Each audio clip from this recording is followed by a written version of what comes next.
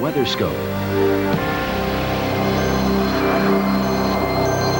A rather dramatic scene of one of the competitions at the Winter Extreme Games in Crested Butte, Colorado. We'll tell you what conditions will be like on this fourth and final day of competition.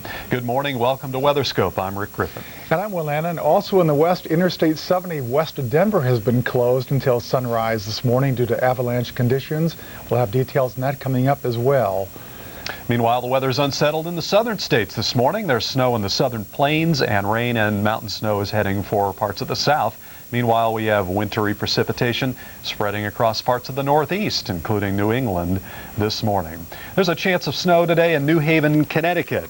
But this latest dose of wintry precipitation is expected to be light, no more than an inch of accumulation.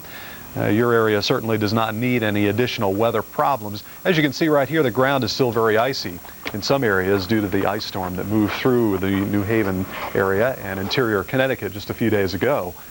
Precipitation this morning, it's not ice, it's light snow falling over, well, you can see southern New England, Connecticut, Rhode Island, and Massachusetts, up into the Hudson Valley of New York, and over western New York from the western Catskill region to the Niagara frontier, pockets of light snow. There have been spotty reports of 1-inch accumulations here and there, but that's the heaviest we expect, up to an inch. Most of you will just see a dusting. That includes the New York City metro area, by the way. There's a weak upper level low right about in here, and there's a very fast jet stream flow over the mid-Atlantic, and that tends to spin this area in a counterclockwise fashion, and you get a little upward motion in the atmosphere, and you've got weak low pressure centers, low pressure troughs, cloud cover, and pockets of light snowfall and or rain and snow mixed. And that is the scenario, as you can see here on the early morning Sunday weather map.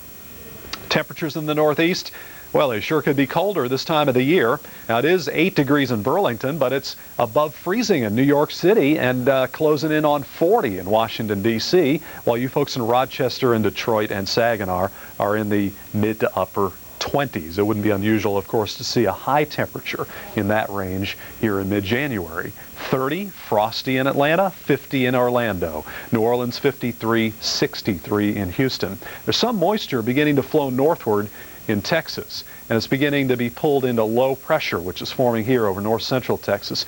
And this low will be a weather maker as it heads into the southeast overnight tonight and first thing Monday morning, because it probably will bring substantial precipitation to this entire region, a place that's covered by high pressure right now. But already there are signs of moisture coming in aloft. Precipitation here is not reaching the surface in Nashville or Memphis or Jonesboro. But back in the Plain States, closer to the upper disturbance that'll be swinging east-southeast, we have snow or rain and snow mixed from Nebraska down into the Ozark Plateau.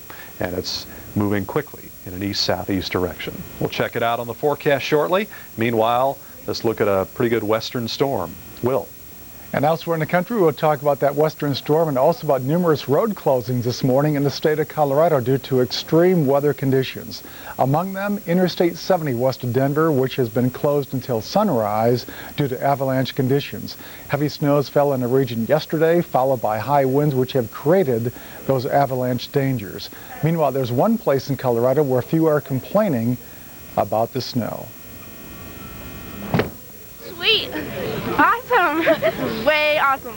The coolest thing I've ever seen. It's great.